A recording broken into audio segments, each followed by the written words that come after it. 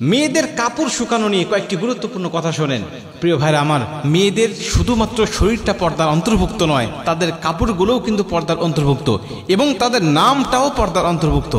তাদেরকে আল্লাহ পাক সব কিছুতেই আকর্ষণীয় করে সৃষ্টি করেছেন। পুরুষের জন্য একটা মেয়ে মানুষকে আল্লাহ পাক সব দিক দিয়ে আকর্ষণীয় করেছেন, তাদের পোশাক পরিচ্ছদ নাম সহ সব কিছুকে আল্লাহ আকর্ষণীয় করেছেন।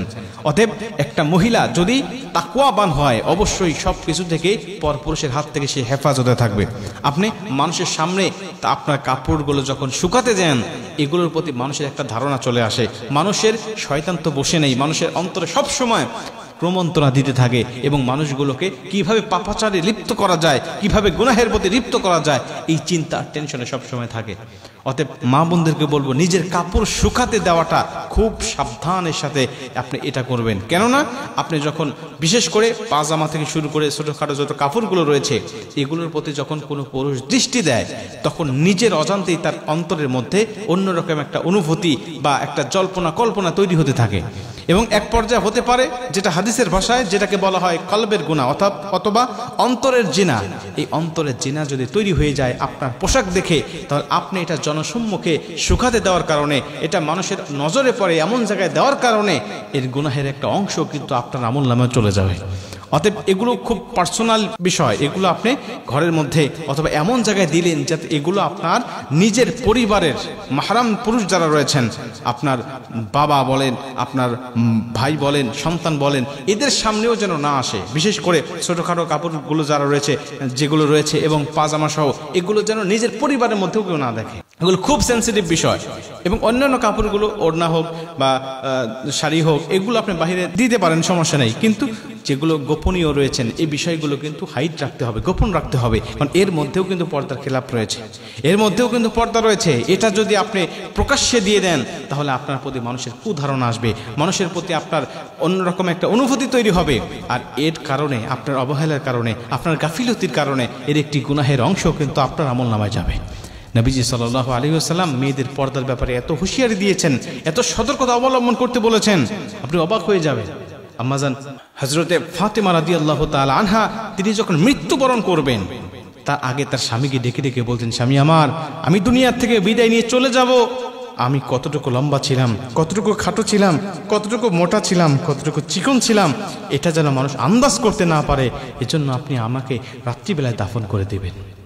কেন এবার আপনি কল্পনা করতে পারেন একটা মানুষ দুনিয়ার থেকে বিদায় নিয়ে চলে যাচ্ছে, তার লাশটাও যেন পর্দার মধ্যে থাকে, এর জন্য তার স্বামীকে নসিহত করতেছেন।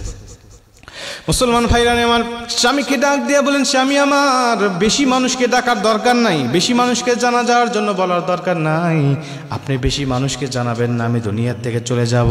হযরত আলী রাদিয়াল্লাহু তাআলা আনহু ডাক দিয়া বললেন, বিবি আমার, কেন তুমি রাত্রিবেলায় দাফন করতে বলো, কেন তুমি বেশি মানুষকে না জানার জন্য বলো?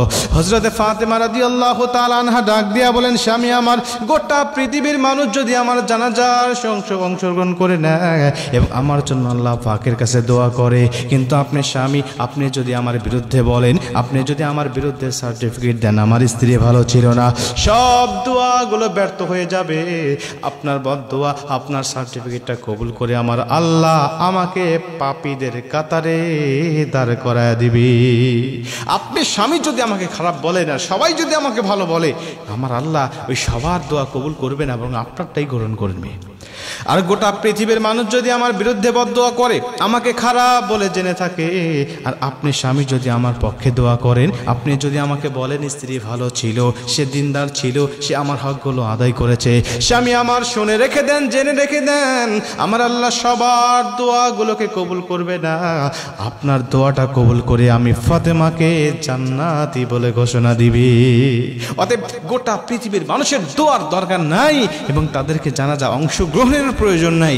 স্বামী আমার, আপনি শুধুমাত্র রাতের অন্ধকারে আমাকে পর্দার সহিত আপনি দাফন করে দেবেন, যেন গোটা পৃথিবীর মানুষ বুঝতে না পারে আমি ফাতেমা কেমন ছিলাম, আমি লম্বা ছিলাম নাকি খাটো ছিলাম, মোটা ছিলাম নাকি চিকন ছিলাম, আপনি এটা বলে দেন। আমার আল্লাহ পাক এই পর্দাসীন মহিলা হযরত ফাতেমা রাদিয়াল্লাহু তাআলা আনহার এই দোয়াটাকে কবুল করে নিয়ে শুধুমাত্র তার লাশটাকেই গোপন করলেন না, আমার আল্লাহ তার কবরটাকেও কিন্তু গোপন করে ফেলেছেন।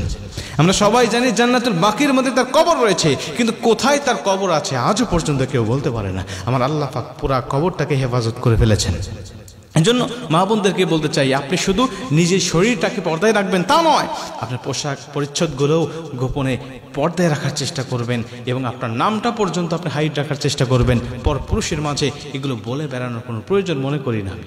এগুলো যদি আপনি তাকওয়াবান যদি হয়ে থাকেন তাহলে এই বিষয়টা করবেন, এই বিষয়টা খেয়াল রাখবেন, দেখবেন যে আল্লাহ পাক এর বিনিময়ে আপনাকে অগণিত আল্লাহ পাক জাযা এবং কল্যাণ দান করে দিয়েছে।